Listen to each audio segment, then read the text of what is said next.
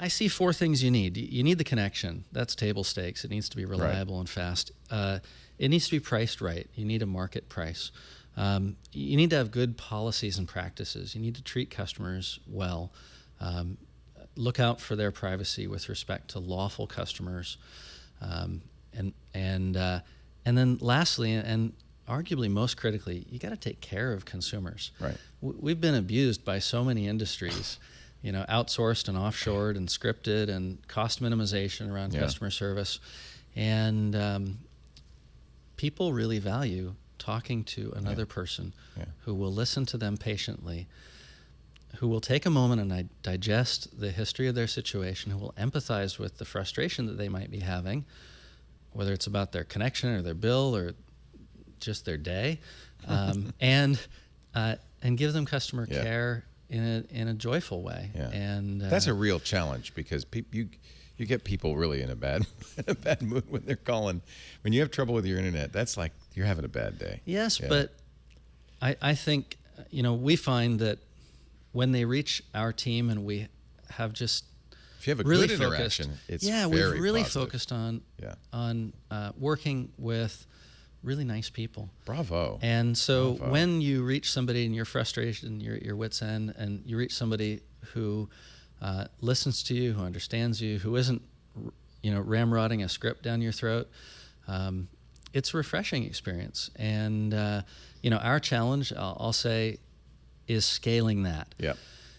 Finding enough nice people, finding great people in quantity, and today we've been on kind of a nonstop hiring tear for a long, long time, and that's been a bit challenging. And our hold times have gone up as a result. People are waiting longer to reach us, and that's not because we want to cut costs of service or we're compromising. It's that we haven't found enough nice people. Isn't that funny? That's the hardest thing to get. Yeah. And there's a lot of great people out there. But you're swimming upstream because everybody else in the technology business is scaling back on customer service, scaling back on support because those are very expensive. They cut your profits significantly. But you still feel like as a package, despite the expensive infrastructure, the expensive support, that you're able to see a way to profit. And how long? I mean, how long does it take you to make a customer worthwhile?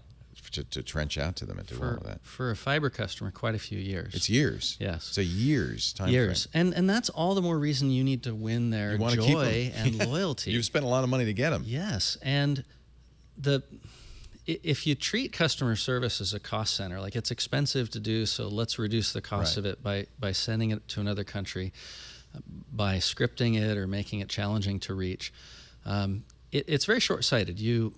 You reduce your costs this quarter, and that might be important as you're reporting to your investors on your results. But in the long run, what you do is you turn customers into haters. Right.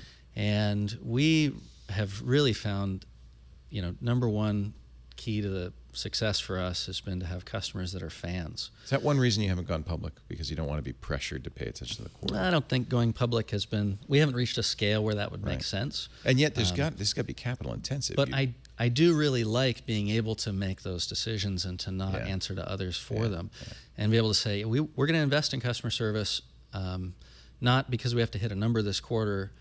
It's appropriate to invest in it because what we're winning is really loyal fans, customers who will tell their friends about us. And how do you capitalize this? Do you borrow? Do you have? We borrow. Yeah. So we have banking relationships, and that's a challenge for us as we've gone from a business that's largely been leasing infrastructure like copper wires, adding services, DSLAMs and infrastructure and providing a service, to one where we're making very long bets on fiber.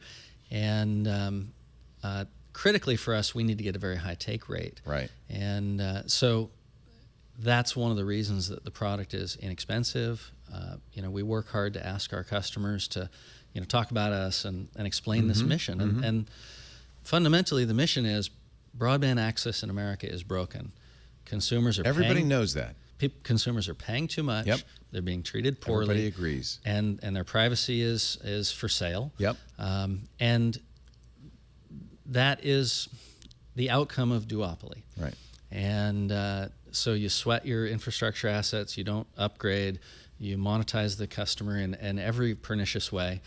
And that's really not the ideal outcome for consumers, right? So our mission is to solve that problem by delivering a product that is great customer service, very fast, reliable, How much good is practices. a gigabit? How much Would it cost to get a gigabit in the home? So our residential service is $40 monthly. Not for a gigabit. Yes, for a gigabit. And that also Wait a minute. so that also includes unlimited nationwide telephone service, all the phone's features, and free calling to. Can I give you a tip? And Charge free twice callings that, dude. to fixed lines in 66 that's crazy. countries. Well, I'll tell you why it's 40. First of all, you're cheaper than the 10th of that speed cable internet. Well, and the issue here is you can't just capture the customer who cares about performance. So say, for example, you've got customers that are paying.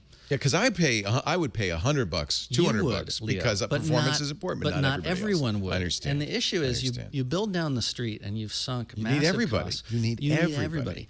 And so you need to be able to knock on that door and say, and undercut whatever their you have, incumbent will be we better. have a product We'll that beat is not only faster, is also cheaper.